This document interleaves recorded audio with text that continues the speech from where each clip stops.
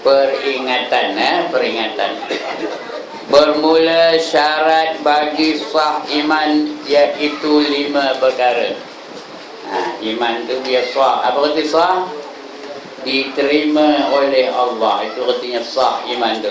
Kalau tidak iman itu diterima oleh Allah, dia ada syarat dia. 5 perkara syaratnya. Mesti ada 5 benda ni. Baru iman kita diterima oleh Allah.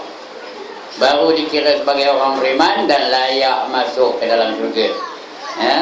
Layaklah masuk dalam syurga. Tapi bukan terjamin lepas dari neraka, belum lagi. Cuma dikira sah iman tu, layak masuk syurga. Masuk neraka dulu ke tak, itu bergantung kepada amalan kita selepas itu. Yang pertama, beriman ia dengan barang yang ghaib ia. Artinya barang yang ghaib pada akalnya, iaitu seperti hakikat zat Allah Ta'ala dan hakikat segala sifatnya dan hakikat segala suruhnya dan tegahnya dan hakikat ditakyin setengah ibadah itu dengan waktu dan barang yang lain daripada yang demikian itu. Faham ke ni? Ini cakap Melayu, nak kena cakap Jepun. Apa katanya?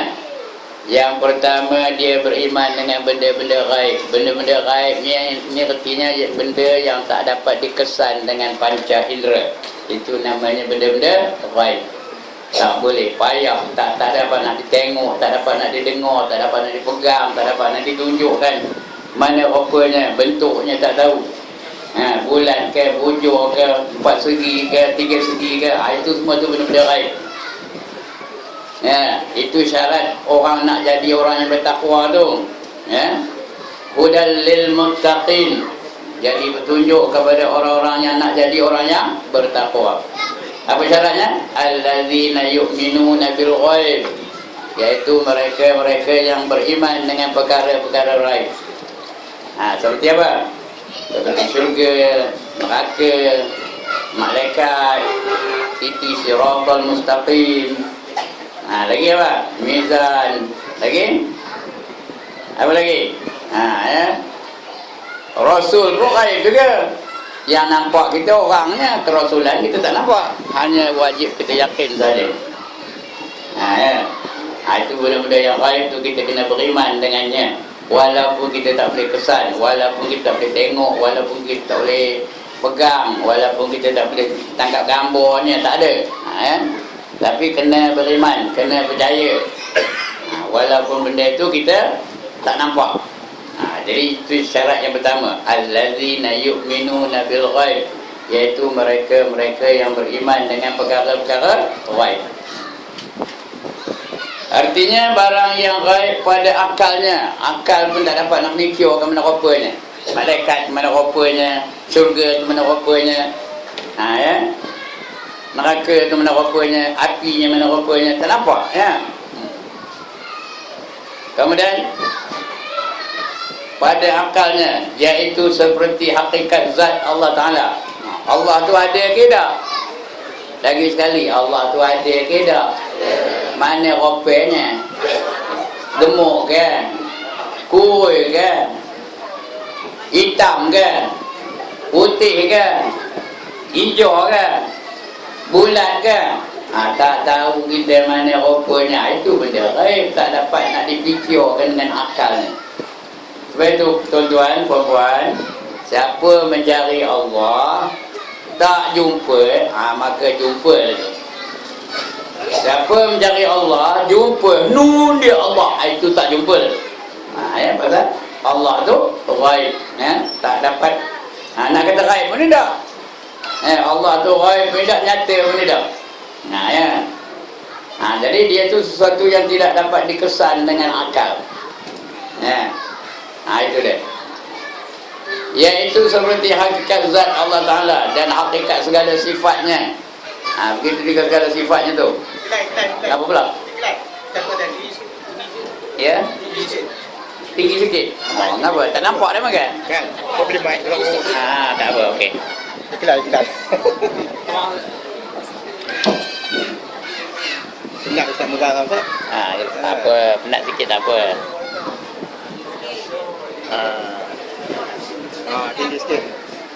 Okey. Tiba, power.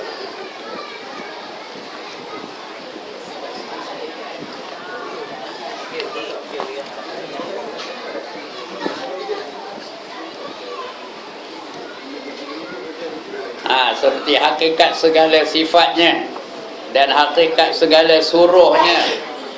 Kadang-kadang suruhan Allah tu bukan dapat kita fikirkan. Ngapa dia suruh semayang? Ngapa waktu zuhur tu 4 rakaat? Bukan dapat kita jawapan yang sebenarnya. Teka-teka boleh lah. Ngapa puasa bulan Ramadan? Bulan lain apa salahnya? Ngapa naik haji ke Mekah? Pasal apa ke Mekah? Tak tahu kita. Itu rahsia Allah Ta'ala. Apa salahnya naik haji ke Taman Meru ni? Apa salahnya Gilio kan? Tahun ini Kuala Lumpur, tahun depan Tokyo, tahun depan lagi London, tahun lagi satu New York, tahun lagi satu Diego Garcia. Tahu? Ada pernah dengar Diego Garcia? Apa salahnya? Jadi tak payah nak fikir-fikir, hanya yakin saja, ikut aja perintah Allah tu. Apa yang Allah suruh buat dia. Itu tanda orang beriman tu. Bila ada je perintah Allah, dia buat saja, ikut je. Sami'na wa ata'na. Yang boleh kita fikir tu cara nak melaksanakan, itu tak apa. Kita boleh fikirkan, tapi jangan dipertikaikan mengapa Allah datangkan suatu hukum dan mengapa pula Allah larangkan suatu perkara. Jangan banyak fikir, tinggalkan saja mana yang Allah larangkan. Kalau nak fikir, payah nak fikirkan.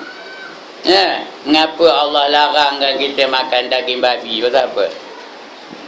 Padahal daging babi tu, ialah binatang babi tu lah, banyak benar gunanya untuk manusia. Ya ke tak? Ada bangkangan. The animal is very useful to mankind. Most parts of the animal is very useful to mankind. Faham kita macam putih ni? Tak faham mana buatnya. Dagingnya berguna, tulangnya berguna, lemaknya berguna. Lagi? Kulitnya berguna, bulunya pun berguna. Tapi Allah haramkan ngapa? Don't ask, simply follow. Sami'na wa ata'na. Dagingnya tu Allah, kalau musim Isra' Mi'raj esok nak buat rendang tu yang amat sedap tau. Itu dagingnya. Tulangnya boleh buat apa? Tulangnya boleh buat apa? Buat sup. Sup apa? Sup gearbox. Ada pernah dengar sup gearbox? Berminyak-minyak moncong makan. Lemaknya boleh buat apa? Lemaknya boleh buat apa? Buat kosmetik. Betul tu. Lemaknya boleh buat pengawet. Boleh buat gelatin. Tahu gelatin? Nak masak sayur kena ada gelatin baru sedap. Tahu? Dia boleh buat kapsul ubat. Ubat tu makan, tengok baik-baik. Kadang-kadang dia buat daripada lemak babi. Boleh buat Ajinomoto. Saya tak kata Ajinomoto tu dari lemak babi kerana saman di company Ajinomoto saya baru tapi boleh tak buat dengan lemak babi tu? Boleh. Boleh buat shampoo, boleh buat sabun, banyak benar gunanya lemak tu. Tapi Allah haramkan ngapa? Jangan tanya, ikut aja. Kulitnya boleh buat apa? Kulit babi boleh buat apa? Buat beg. Lagi? Buat kasut. Lagi? Buat apa lagi? Buat jaket pun boleh. Itu kulit babi. Apa lagi? Buat apa? Saya pun tak tahu apa gunanya lagi. Bulunya guna tak? Guna tak? Boleh buat apa? Bulunya boleh buat apa? Boleh buat berus gigi boleh, berus cat boleh, berus budak sekolah boleh. Kalau nak ngecat surau ni boleh benar lah, ngambil berus babi tu cat surau dia, bagi cat hijau lah. Boleh ke tak? Boleh. Itu dia. Lagi apa gunanya? Perutnya berguna. Apa gunanya? Perutnya apa gunanya? Boleh buat sate. Sate perut babi yang amat sedap tu. Kata lemel lah. Ya. Yang amat sedap tu. Dagingnya pun sedap, perutnya pun sedap. Boleh buat sausage. Tahu apa benda sausage? Apa tahu apa sausage? Ya. Di hotel-hotel besar-besar adalah sausage tu. Perut babi tu. Bubur dalamnya. Perut apa isi ikan dan sebagainya. Fish cake, fish ball tu boleh bubur dalamnya. Itu namanya sausage. Macam itu punya guna boleh Allah haramkan ngapa? Jangan tanya, ikut aja ya. Itu dia. Jadi itu di antara ujian-ujian Allah terhadap iman kita ni. Kau percaya ke tak? Kalau percaya baru disah imannya. Kalau kau mempertikaikan hukum-hukum Allah tu, maka kafir lah jadinya ya. Itu hakikat suruhnya ya, dan tegahnya, dan hakikat ditakyin. Takyin tu ketentuannya, ditentukan. Ada pernah dengar perkataan takyin tak? Dalam bab niat ada tak takyin? Qasad, ta'rad, takyin. Ya, qasad tu apa? Sahaja aku semayang. Itu bab semayang ni ya. Ta'rad tu apa? Fardu ke sunat. Takyin tu ketentuan semayang apa? Sembahyang duha, sembahyang zuhur, sembahyang isya, sembahyang subuh, sembahyang hajat. Itu namanya takyin jadi ngapa nak ditentukan tu? Itu semua kita kena yakin. Pasal apa nak ditentukan sesuatu niat tu ya? Kena yakin betul-betul. Jangan dipersoalkan. Ngapa tahajud malam-malam? Apa salah memang tahajud kejap ini? Jangan ditanya ya. Buat aja. Itu dia ya. Itu hakikat takyin ya. Setengah ibadah dengan waktu dan barang yang lain daripada yang demikian itu. Carilah contoh-contoh misalah-misalah yang lain. Itu syarat yang pertama ya. Setengah daripadanya iaitu barang yang didapat kita ta'aqul, yang boleh kita fikir dengan akal. Itu namanya ta'aqul ya. Akan dia, tetapi tiada dapat kita tahqiq akan dia. Kita boleh fikir tapi tak nak betulnya, nak tepatnya, nak mencari hakikatnya tak tahu kita. Ya, tak dapat kita. Tapi boleh kita gunakan akal untuk memikirnya ya. Tetapi tidak dapat ditahqiq akan dia dengan panca indera. Nun dia tak boleh ya. Itu dia sifat Allah, tak boleh. Nun dia Allah, tak boleh. Ya. Nak dikesan dengan panca indera tak boleh. Panca indera yang zahir ini iaitu seperti wajib beriman kita dengan segala sifat Allah Ta'ala yang bertafsil dan dengan tafsilnya, dan yang mujmal itu dengan ijmalnya. Wajib kita yakin akan sifat Allah Ta'ala itu dengan tafsil. Seperti tafsil itu perincian, detailnya. Ya, kena tahu sifat Allah tu wujud, qidam, baqa, mukhalafatuhu lil hawadith, qiyamuhu bi nafsihi, wahdaniyah, qudrah, iradah. Itu nak cara apa? Tafsir tu nak tahu. Ya. Kemudian ijmal tu artinya rangkum-rangkum. Ya. Rangkum-rangkum, tidak detail ya. Sangat percaya Allah tu memiliki sifat kesempurnaan yang tidak terhingga banyaknya. Sah tu. Sah iman dia. Allah memiliki sifat-sifat kesempurnaan yang tidak terhingga banyaknya. Itu ijmal namanya, rangkum-rangkum. Tahu rangkum tak? Ada pernah beli royan tak? Ada ke pernah beli royan? Ada tak yang jenis longgok-longgok tu? Itu rangkum dah namanya. Selonggok RM10, selonggok RM20, itu rangkum. Begitulah juga kita. Dan dengan sifat Allah tu ada yang dirangkum-rangkum. Kita hanya tahu satu aja, satu perkara aja. Iaitu wajib kita beriman dengan sifat-sifat kesempurnaan Allah yang tidak terhingga banyaknya. Itu aja kan? Wajibnya tu. Kemudian yang tafsir tu, yang detailnya, tetapi wajib kita mengetahui dengan tafsirnya sebanyak 20 sifat yang wajib lagi, 20 sifat yang mustahil lagi, 1 sifat yang harus. Itu mujur je 20 yang wajibnya. Mujurlah ya. Kita wajib tahu 20 sifat yang wajib. Kalau wajib tahu 2000 sifat yang wajib, apa macam? Apa macam tuan-tuan dan puan? Berdosa belakang dah. Kerana kita tak tahu dosa belakang lah mujur 20 aja. Itu pun bukan tentu dapat tu. Yang 20 tu bukan tentu dapatnya.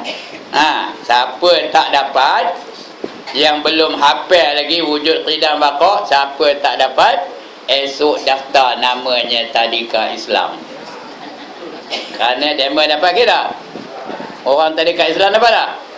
Dema ada nasyidnya. Wallahu wujud qidam baqa mukhalafatuhu lil hawadisi. Lagi? Qiyamu bi nafsi wahdaniyah. Lagi?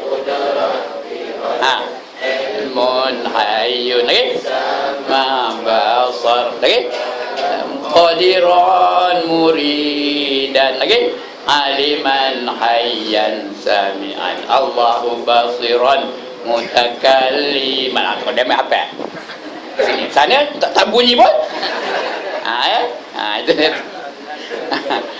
Jadi itu cara tafsir kena diketahui. Cara tafsir secara perincian, secara satu persatu. Kalau bahasa modennya secara detail ya. Begitu juga nama-nama Nabi secara detailnya. Nak tahu daripada apa, Adam, Idris, Nuh, Hud, Salih sampai kepada Nabi Muhammad sallallahu alaihi wasallam. Itu wajib tu ya. Tapi itu tak wajib dihafal. Hanya wajib di identify. Bila sebut nama Rasul tu, kita tahu dia itu Rasul. Itu wajibnya. Contohnya saya sebut Sulaiman, Rasul ke tak? Sah lah tu. Zulkifli, Rasul tak? Rasul itu. Azahan, Rasul ke? Tidak. Itu sah lah ya. Itu. Okey. Nak bagi senang, nak bagi faham betul ni. Wajib kita beriman dengan segala sifat Allah Ta'ala yang bertafsil itu dengan tafsilnya, dan yang mujmal itu dengan ijmalnya. Mujmal tu orang hukum ya, dengan ijmal itu kena beriman. Dan demikian lagi yang wajib kita beriman dengan segala malaikah. Sebenarnya nak nyebut untuk malaikah baru betul. 5 harakat tu malaikah. Kita sebut apa? Malaikat. Tapi kita qasad cakap Melayu lah, tak ada berdosa ya. Tapi kalau kita qasad bahasa Al-Quran, berdosa kita tahu. Kerana nak sebut biar betul-betul malaikah. Kalau cakap Al-Quran ya. Tapi kalau bahasa Melayu boleh malaikat. Malaikat tu. Jadi hari ini bila saya sebut malaikat tu bahasa Malaysia lah tu ya. Bukan bahasa Al-Quran. Kalau tidak banyak kita berdosa aja ya. Nyebut iblis tu habli. Nyebut syaitan tu setan. Sikit ke banyak dosanya ya. Tok guru saya tu marahnya. Apa habli? Mana ada habli dalam Quran katanya. Marah dia ya. Kita nak sebut iblis. Baru dia betul ya. Tapi cakap Melayu tak ngapa, kita qasad cakap Melayu lah ya. Jadi beriman dengan para malaikat dan segala kitab dan segala rasul, dan baik dan jahat dengan hari yang kemudian dan barang yang bergantung dengannya. Apa ini? Baik dan jahat kesudahan kita, ketentuan Allah Ta'ala. Kalau kita baik pun Allah menentukan kita ni baik. Kalau kita jahat, Allah juga menentukan kita jahat. Ya. Itu percaya kepada qadar dan qada. Yang baik dan jahat dua-duanya datang daripada Allah Ta'ala. Baru sah iman tu. Dan setengah daripadanya, masih lagi yang pertama ni ya. Dan setengah daripadanya iaitu barang yang didapat oleh panca indera kita, yang zahir itu, tetapi tiada dapat akan hikmahnya. Yang kita boleh tengok dengan zahirnya panca indera itu, dengan mata nampak, dengan telinga dengar, dengan tangan boleh pegang dan sebagainya. Tapi hikmahnya kita tak tahu. Yang ni ghaib, hikmahnya ghaib, tapi benda yang ada. Dan tersembunyi hikmahnya daripada kita, iaitu seperti Allah Ta'ala menjadikan segala binatang. Macam-macam bentuk binatang yang Allah jadikan. Apa hikmahnya entah ya. Binatang tu nampak ke tak? Boleh kesan dengan panca indera. Itu ular, itu kaleng, itu rimau, itu singa, itu serigala. Nampak kita ya? Tapi ngapa Allah jadikan itu kita tak tahu. Wallahu alam. Allah saja yang tahu hikmahnya. Sedangkan ada binatang kerjanya apa?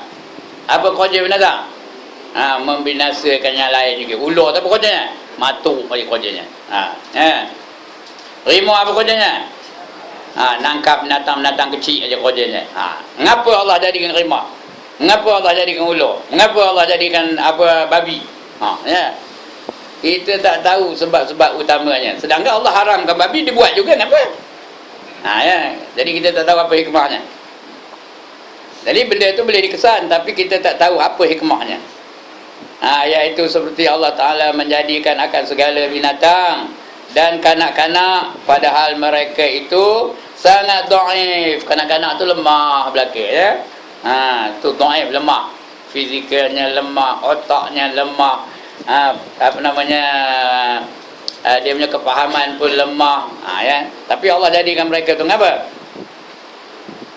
Dhaif dan tiada bagi mereka itu akal, padahal Allah Ta'ala mengkhabar kepada kita akan dirinya bersifat dengan rahmat dan halim dan arhamar rahimin. Itu sifat Allah, khabar. Allah khabar kepada kita. Allah itu apa? Tadi apa? Allah itu Ar-Rahman, Ar-Rahim. Ar-Rahman tu apa? Pemurah lagi. Bersifat dengan rahmat, pemberi rahmat. Kemudian bersifat dengan halim. Apa arti halim? Halim apa arti ya? Lambat marah. Itu halim. Ada orang nama halim tak? Lambat marah. Halimah. Lambat marah lah. Ada orang nama halimah? Kalau dia tu, dia lambat marah lah tu. Kalau dia kerjanya mengkih saja, tahu mengkih? Tak sesuai nama halimah tu. Tukar namanya. Jadi Allah tu sifatnya halim, lambat marah. Di dunia ni lantak lah. Tuhan tak ada marah pun. Cuma sekali-sekali Allah datangkan bencana supaya sedar kita tu Allah tu ada. Nak jaga kita jangan ingkir benar. Tahu ingkir? Ya Allah. Minta maaf ya, mana orang yang bukan Perak ni tak tahu. Saya tak tahu cakap lain daripada cara ini. Ya. Ingkir tahu? Gaji tahu gaji? Jadi Allah datangkan bala-bala bencana itu satu-satu ketika nak mengingatkan kita, kau jangan ingkir benar. Kau jangan gaji benar, aku tu ada, kata Tuhan. Itu sekali-sekali datang tsunami. Lain kali datang pula gempa bumi. Lain kali datang pula ribut taufan. Nak mengingati manusia bahawa Allah tu ada dan Allah tetap akan menghukum orang-orang yang melakukan maksiat. Itu aja sebabnya. Bukannya Allah tu marah kita dah. Allah marah kita bila kita sampai ke akhirat esok, baru Allah marah. Dalam dunia ni tak ada, lantak lah. Kau tak semayang, ada Allah denda tak? Ada Allah hukum tak? Siapa tak semayang, cabik telinga sebelah, ada? Siapa tak menutup aurat, rambutnya tu semua jadi apa? Jadi dawai belaka, ada? Tak ada, lantak lah kau buat macam mana pun Allah biarkan dia. Tapi bila dah mati esok, adalah seksa-seksa di atas dosa-dosa yang tertentu ya. Itu halimnya Allah, dibiarkan je dulu. Ya. Dan arhamar rahimin, arti apa? Menurunkan rahmat. Dialah yang pemberi rahmat daripada segala yang boleh memberi rahmat. Allah lah yang nombor satu, pemberi rahmat. Jadi sebab itu kita kalau masuk syurga pun hanya dengan rahmat Allah. Kalau masuk neraka apa? Rahmat Allah ke? Kalau masuk neraka dengan dosa-dosa yang kita lakukan. Kalau masuk syurga bukan dengan ibadah yang kita buat dah. Ya, dengan rahmat Allah. Sebab itu balikkan, jangan nyengit aja jalan ni tahu. Aku kalau mati tu syurga mana? Lagaknya ya, syurga Firdaus ke, Jannatul Naim ke, Jannatul Ma'wa ke. Jangan. Orang itu orang apa keluarnya? Orang apa keluarnya? Orang perasan. Tahu ke perasan? Apa arti perasan? SS. Tahu apa SS? Syok sendiri. Ya. Kerana kalau kita dapat syurga pun hanya dengan rahmat Allah.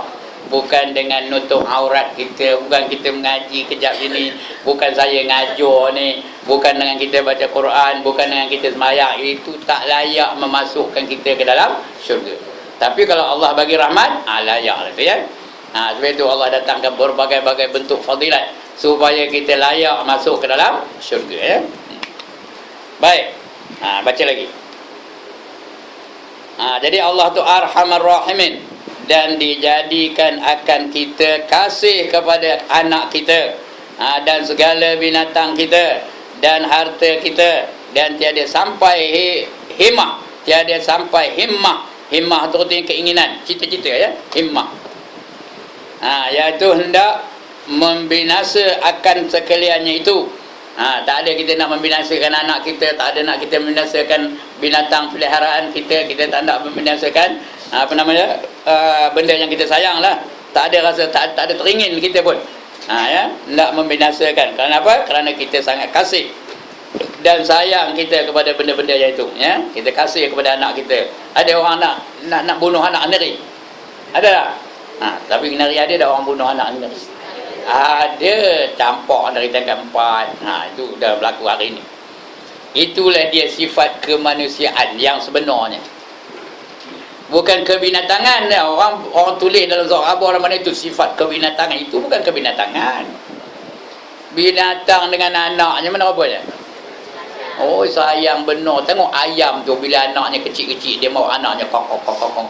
Cuba kita dekat awal. Dia terokamnya, dia nak memelihara, nak protect anak itu ya? Tapi manusia dapat anak, campak dalam tong sampah. Ya Allah. Ya? Campak daripada tingkat 4, campak rumah Tok Bilal, campak rumah ustaz. Lain-lain kali tengok di Kota Raja tu, tengoklah. Jangan dah ada seorang kuak sampai tu anak sampai ni kata. Dia tinggal ada masjid tu. Ya? Itulah dia sifat apa tu?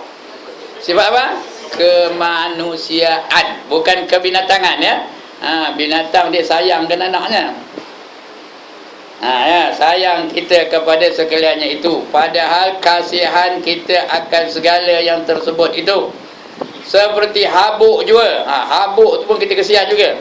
Dengan dinisbahkan besar rahmat Allah Ta'ala dan kasihan Allah Ta'ala kepada mereka itu, padahal Allah Ta'ala memberi sakit akan mereka itu, dan padahal dimurka akan kita, atas kita. Padahal dimurka atas kita, mendatang akan kesakitan kepada mereka itu. Allah sayangkan kita, Allah rahmati kita, tapi kadang-kadang Allah demamkan kita juga. Sayang apa gelornya?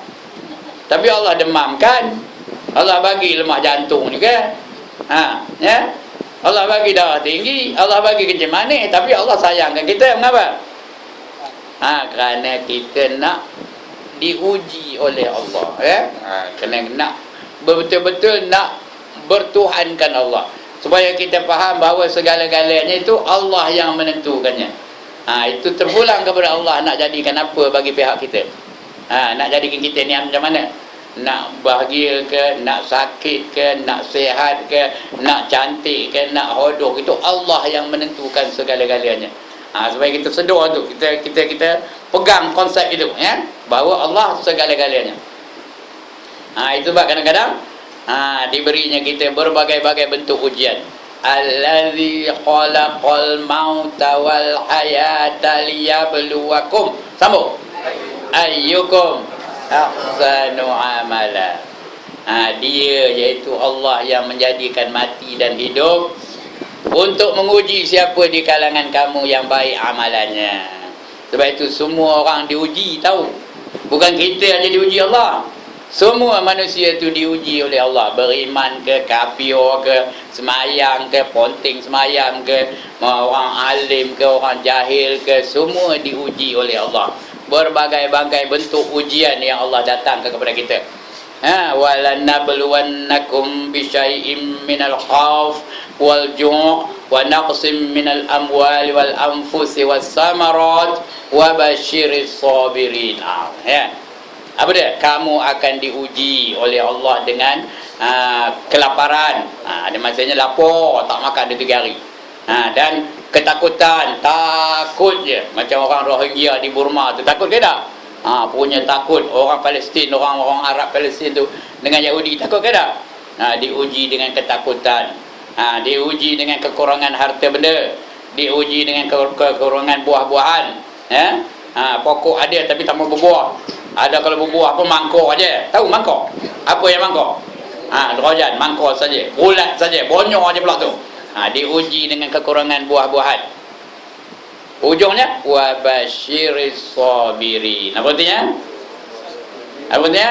Berilah berita gembira kepada orang-orang yang sabar. Allah hendakkan kita ni memiliki sifat sabar. Kenapa? Orang sabar ni pahalanya tak dapat nak dikira berapa banyaknya. Itu Allah datangkan ujian-ujian supaya kita sabar. Innama yuwaffas sabirun ajrahum bighairi hisab, kata Allah. Sesungguhnya pahala bagi orang yang sabar